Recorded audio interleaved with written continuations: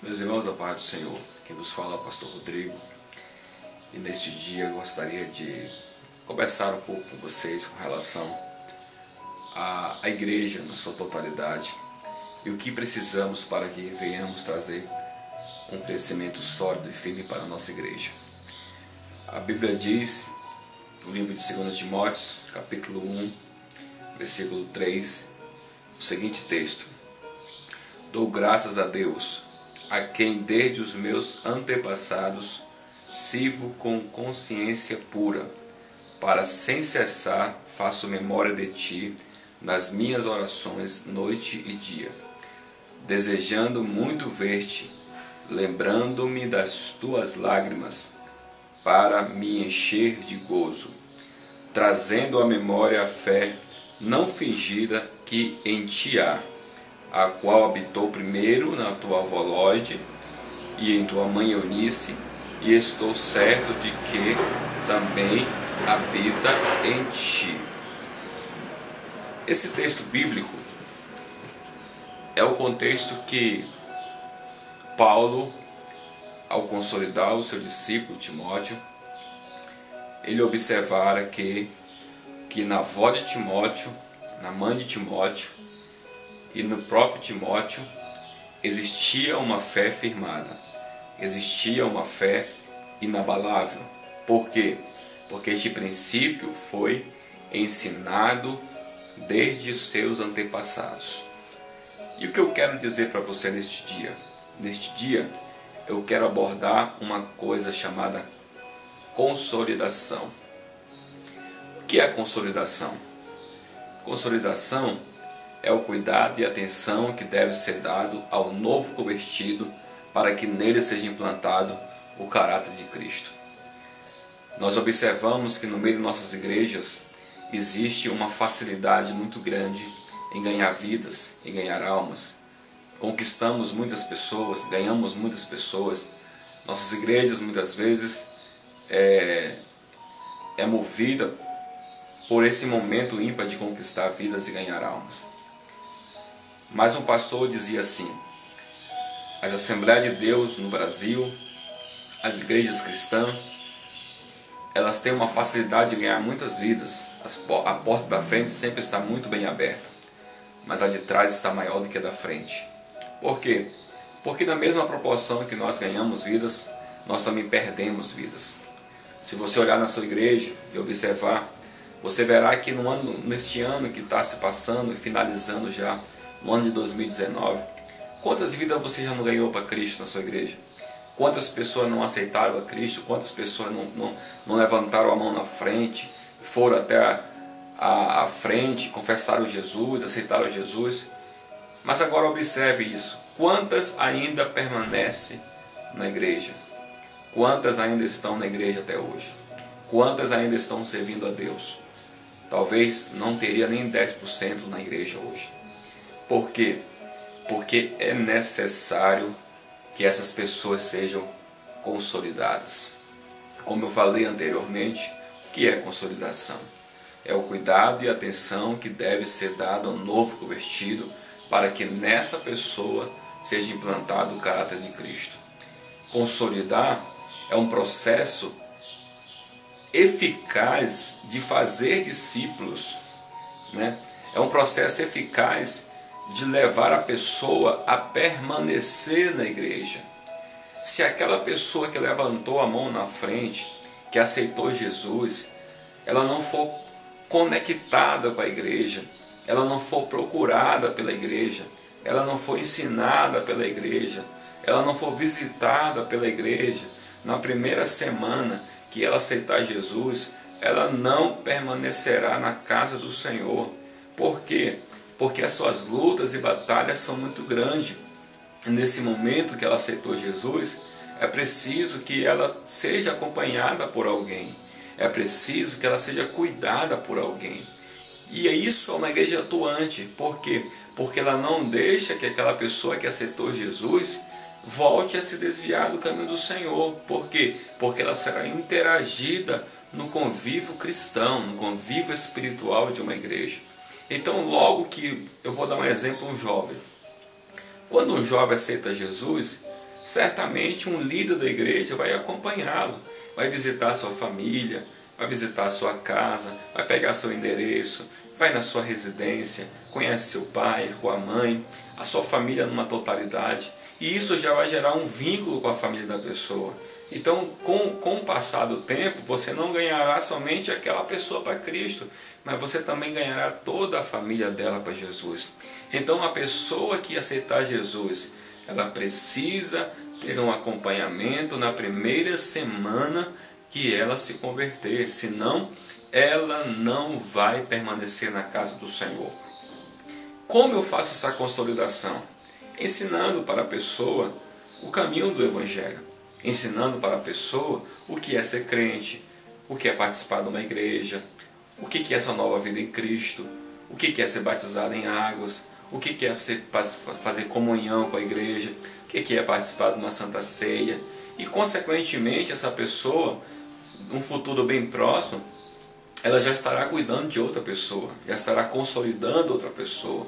Então, igreja, é preciso que se tenha cuidado com o novo convertido, porque senão ele será outra pessoa que não vai permanecer na igreja, ele não vai continuar na igreja, porque consolidar é um processo eficaz de formar discípulo, de firmar discípulo, de permanecer na igreja. Então, se você na sua igreja está consolidando alguém, essa pessoa irá permanecer na sua igreja. Se você hoje tem na sua igreja 30 jovens, 40 jovens, se você passar a aplicar o processo de consolidação, certamente daqui a 3, 4 meses, você não terá 30 ou 20 jovens na sua igreja, você terá 50, você terá 60, você terá 100, e eles todos permanecerão firmes no caminho do Senhor. Por quê? Porque você e eu, como igreja, estamos trabalhando para isso, estamos cuidando para que isso aconteça. Então, é preciso eu consolidar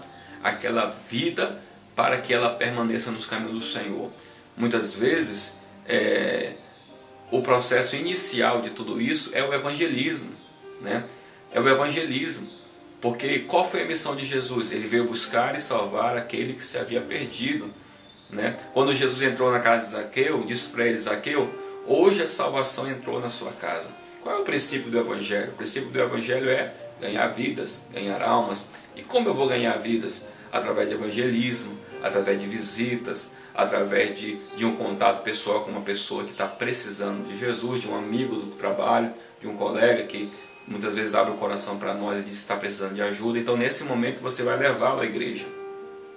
Você vai levá-lo à igreja, você vai orar por ele, e na hora do apelo, certamente essa pessoa aceitará Jesus, né? Para que tenha pessoas na igreja para aceitar Jesus, é preciso que se convide, né?